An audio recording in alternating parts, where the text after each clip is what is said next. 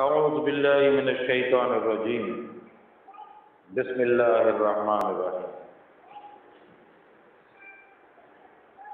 آج کے زمانے میں خانقاہی نظام سے لوگوں کی عدم واقفیت کی وجہ سے لوگ اللہ کے ذکر سے محروم ہیں، ان کے دل ویران ہیں اللہ کو بھولنے کی وجہ سے، اور یہ ممکن ہے تصوف کی تعلیمات کے ذریعے سے، ورنہ بہت مشکل کام ہے کہ اندھے کی ذات کو کوئی یاد کرے۔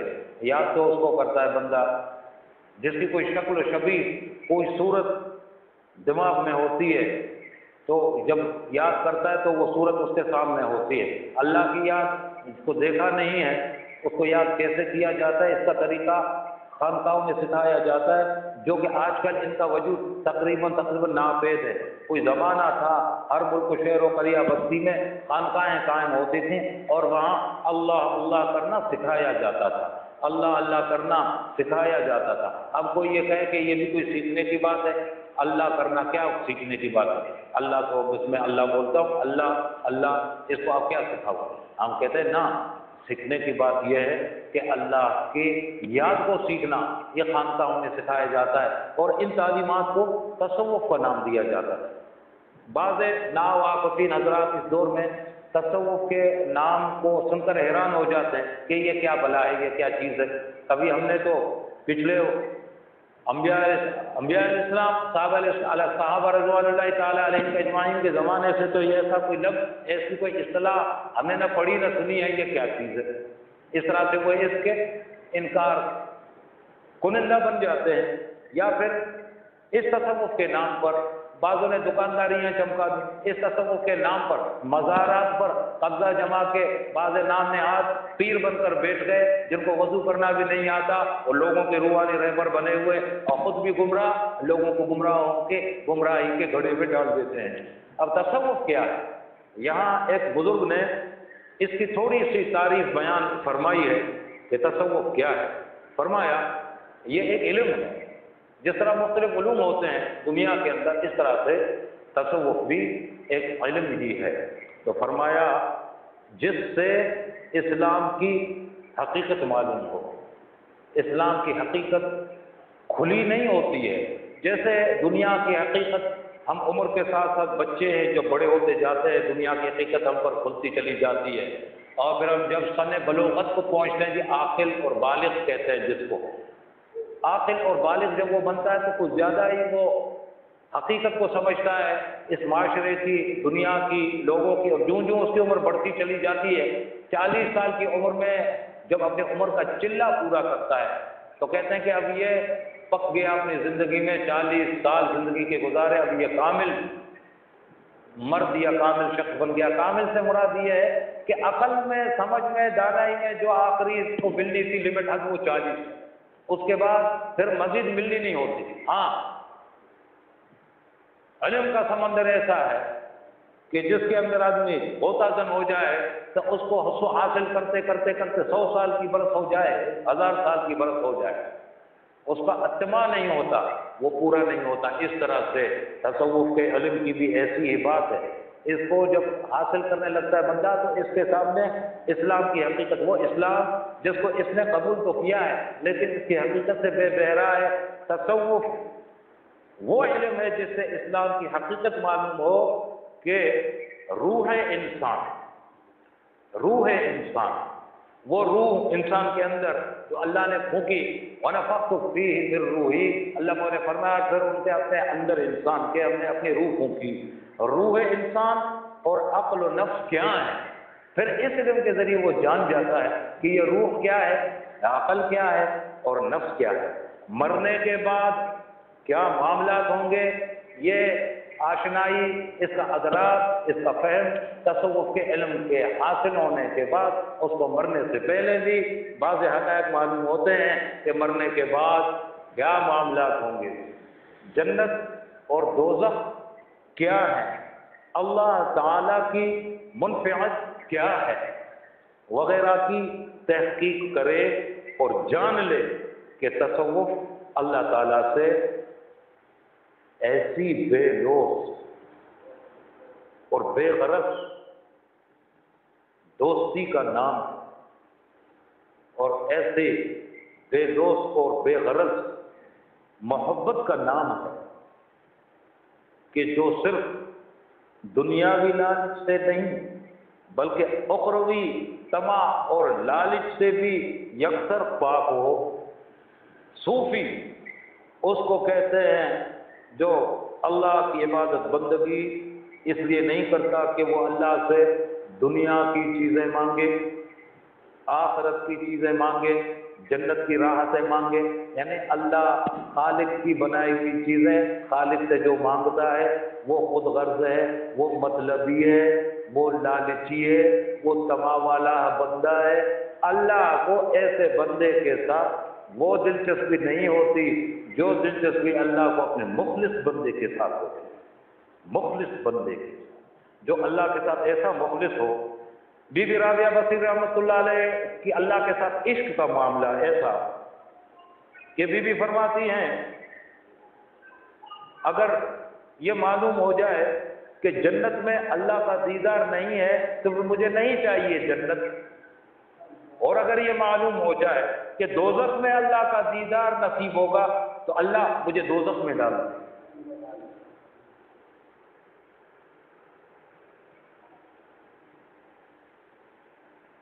حضرت ابوالحسن نوری رحمۃ اللہ علیہ اللہ کے مقرب بندوں میں اللہ کے دوست نے فرمایا، عرض کی اللہ سے کہ اللہ میرا جثہ، میری جسامت و ضخامت ایسی بنا دے کہ جہنم کے سارے وسیع کنویں کو میرا وجود بھر دے، تاکہ تیرے سارے بندے جہنم میں جانے سے بچ جائیں۔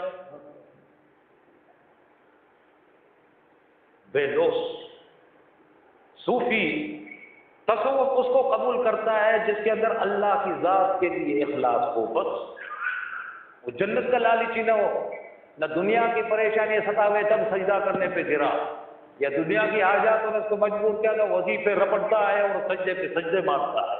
یہ مطلب ہی ہے، یہ وہ ہے کہ آدمی سیٹ پیسے والے آدمی کی جیب پر نظر رکھے، اس کے پیچھے پیچھے چلتا ہے، اور ایک بندہ ایسا ہو کہ اس پیچھے چلتا ہے اس کی ذات کے ساتھ محبت میں، لگاوٹ میں، اس کی لگن میں، اس کی چاہ میں، دو چل رہے ہیں، دو۔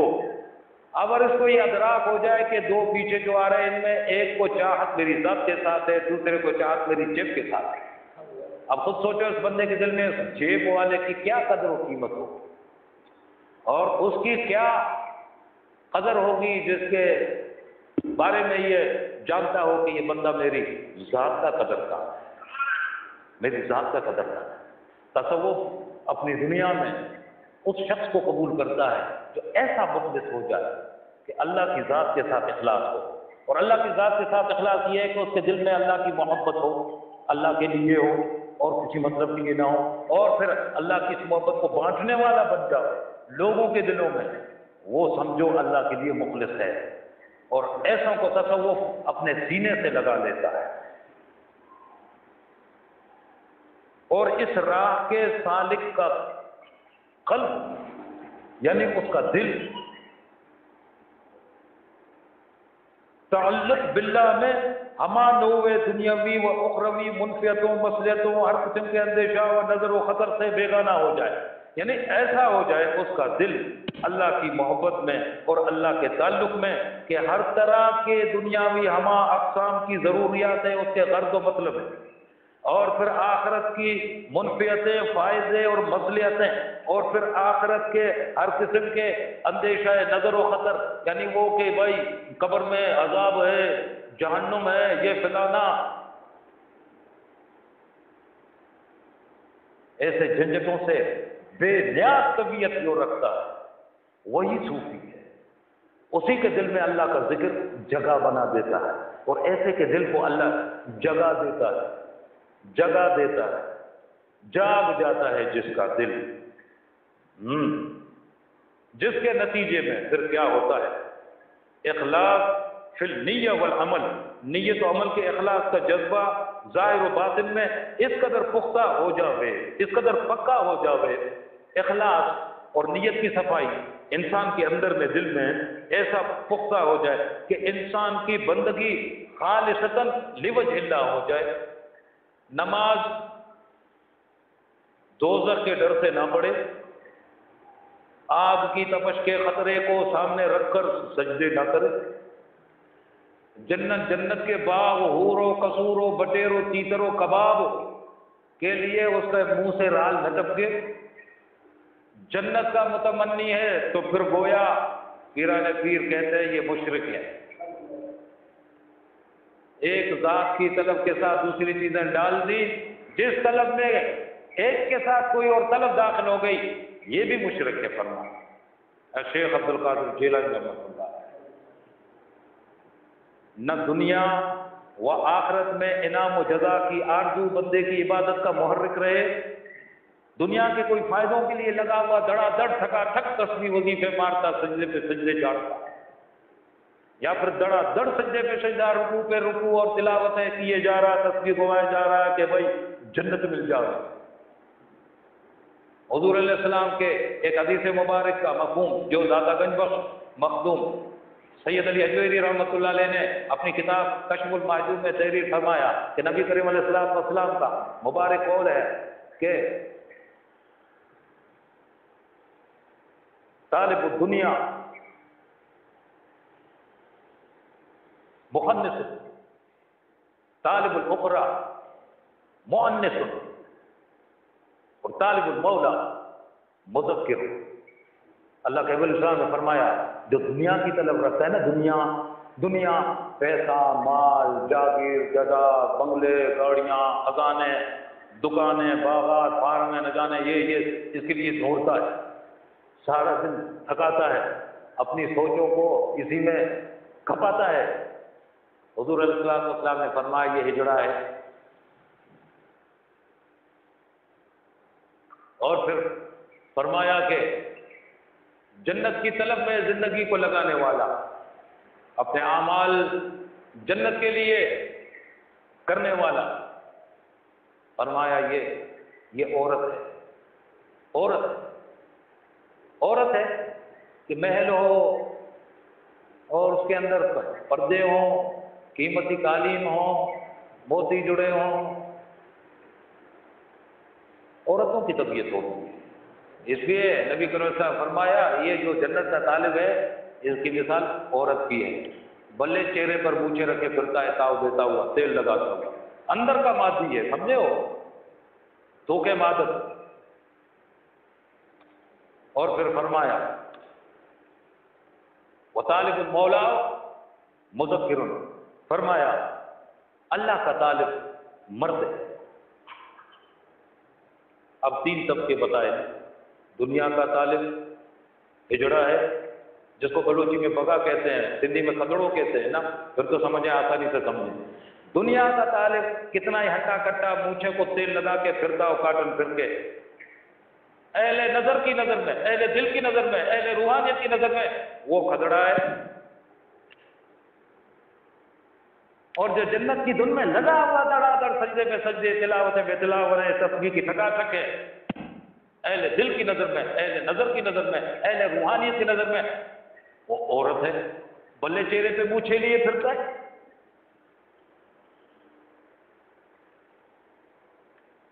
اندر کا مادی ہے۔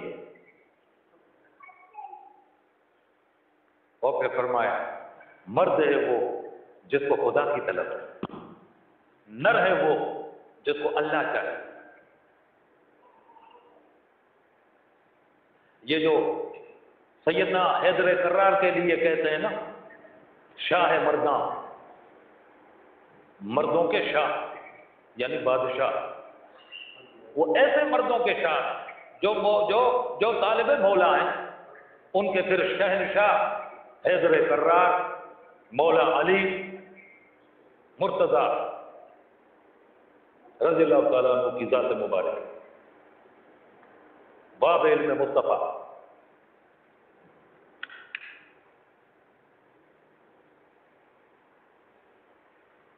اللہ نہ دنیا آخرت میں انعام و جزا کی آرزو بندے کی عبادت کا محرک رہے، نہ سزا و عذاب کا خوف باقی رہے اس کے دل میں۔ ایسا عاشق ہو جائے پتہ چلے اللہ کا دیدار جہنم میں تو اس کی طلب میں خود کو لگا دے گا۔ جہنم مل جائے جہاں اللہ کو دیکھے. نہیں چاہیے بوٹی بٹیر، نہیں چاہیے حور و قصور، محلات و باغات. ہم عورت نہیں ہیں، وہ ان کی بات، اپنی میری نہیں، ان کی بات. وہ یوں اپنے لیے کہتے ہیں. ہم ہجڑے بھی نہیں ہیں، ہم تو مرد ہیں. حضرت فرید الدین عطار رحمۃ اللہ علیہ نے کتاب لکھی ہے تذکرۃ الاولیاء. اس میں بی بی رابعہ بصریہ کا بھی واقعہ، انہوں نے بی بی رابعہ بصری کے حالات بھی اس میں درج فرمائے، الگ الگ باب بزرگوں کے حالات کے تحریر فرمائے. اس میں اپنی کتاب کے پیش لفظ میں وہ تحریر فرماتے ہیں کہ آپ لوگ حیران ہوں گے کہ یہ اولیاء کا تذکرہ ہے، یعنی مردوں کا. تو یہاں ایک عورت کا بھی تذکرہ ڈال دیا گیا ہے. کیسے؟ تو فرمایا کہ بی بی مرد ہیں، بی بی مرد ہیں. اور پھر انہوں نے تحریر فرمایا کہ قیامت کے دن جب مردوں کو پکارا جائے گا تو سب سے پہلے بی بی مریم نکلے گی.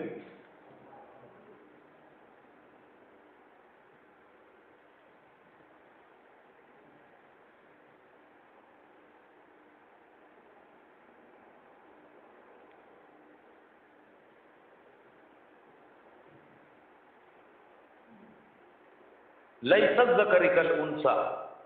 جب بی بی مریم پیدا ہوئی، ان کی والدہ کہتی ہے اللہ میں نے تو آپ کے ساتھ جو نظر مانی اس بات کی کہ مجھے بیٹا ایسا دے دے جو خانقاہ کا خادم ہو، ہمیشہ کے لیے ساری زندگی وقف کر دوں اس کو. یہ تو نے تو بیٹی دے دی. اللہ فرمایا ہے، اللہ جانتا ہے تو نے کیا پیدا کی. الیس الذکر کالانثی، یہ مرد تو نہیں ہے مگر عورتوں جیسی پر مرد ہے گویا.